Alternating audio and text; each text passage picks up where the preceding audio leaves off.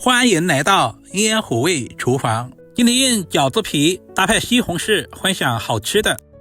买回来的饺子皮不要总是包饺子。今天分享不一样的新吃法，这种做法很多朋友都没有吃过，更加没有看过。一大早买了2块钱饺子皮，像视频中这样横着切上2刀，再竖着切上2刀，把饺子皮切成视频中这样的小块。因为少量的饺子皮扎在一起，我们要抖散一下，这样方便下一步的操作。全部处理好，放在大一点的盘中备用。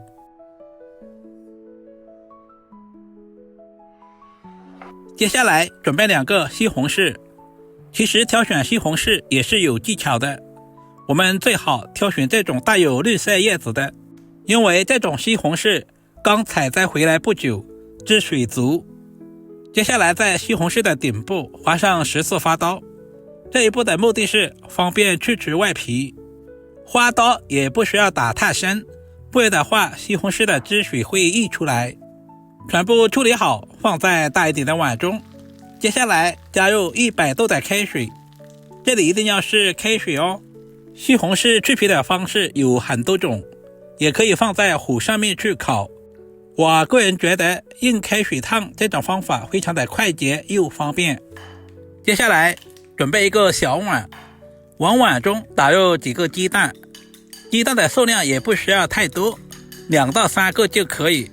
快速的搅拌均匀，搅拌成细腻状，放在一旁备用。准备1小块去皮的老姜，先切成薄片，再切成稍微细点的姜丝，最后全部切成姜末。老姜不仅可以去腥，同时还可以增加食欲。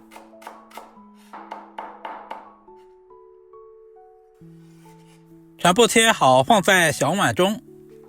1小把清洗干净的香葱，首先把葱白切成稍微短一点的葱花，全部切好，和姜末放在一起。准备清洗干净的香葱和葱叶切成小长段，如果不喜欢吃香菜的也可以不用放。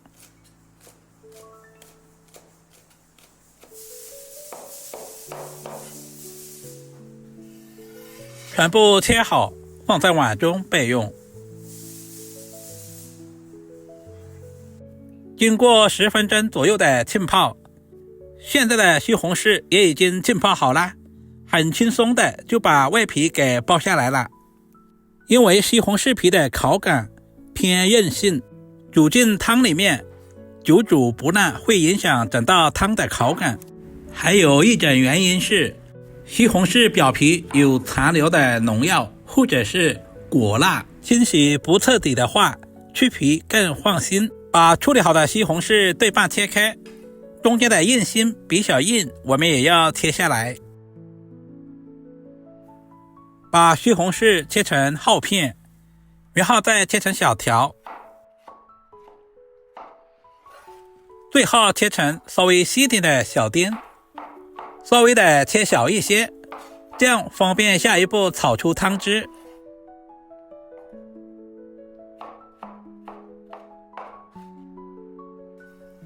全部切好，放在准备好的盘中备用。所有食材准备好，我们开始操作。起锅加入少许的花生油，下入切好的葱姜，开小火炒出香味。接下来把西红柿丁直接倒在锅中，快速的翻炒均匀。我们要提前把西红柿炒干水分，炒出汤汁。经过这样炒一下，有2个目的。第一是让番茄红素更好的释放，第二是让酸爽的风味充分的激发，煮出来的汤汁味道更浓郁醇厚。很多人省略了这一个步骤，直接加水去煮，难怪那样煮出来的汤汁一点都不好喝。往里面加入小半勺的食盐，这样更容易激发出里面的汤汁，因为食盐有很强的穿透力。这是我炒了2分钟左右的效果，西红柿慢慢的炒出了汤汁。接下来往锅中加入多一点的开水，加入开水可以更好的保持汤的色泽鲜亮，不会因为加了凉水让温度骤减，导致西红柿的酸味变得发闷，影响整体风味。加入小半勺的生抽酱油调味，西红柿本身带有酸味，我们就不需要添加陈醋了。再次加入少量的食盐调味，加入少许的松茸鲜，加入少量的白糖中和一下酸味。喜欢吃胡椒粉的也可以加入少量的胡椒粉。接下来把饺子皮放在锅中，下饺子皮的过程千万不能一股脑的全倒下去，像视频中这样慢慢的撒入锅中，而且要分散一点的下入，这样就不容易粘连在一起。如果一股脑的全倒下去，那样很容易结成坨。准备筷子轻轻的推散，防止粘连。饺子皮的成分主要是面粉，富含碳水化合物，能快速为身体补充能量，和番茄搭配，酸甜开胃，饱腹又不腻。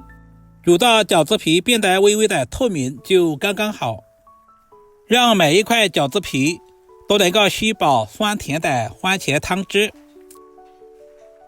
最后把鸡蛋液慢慢的淋入锅中，最好是呈线状倒入，这样做出来的蛋花也会更加的漂亮。亲爱的朋友们，视频都看到这里啦，借您发财的小手点个赞再走呗。您的每一个点赞留言都是我前进最大的动力，非常感谢您一直以来对阿光的支持和鼓励。鸡蛋是比较容易熟的，所以我们煮制的时间不需要太长。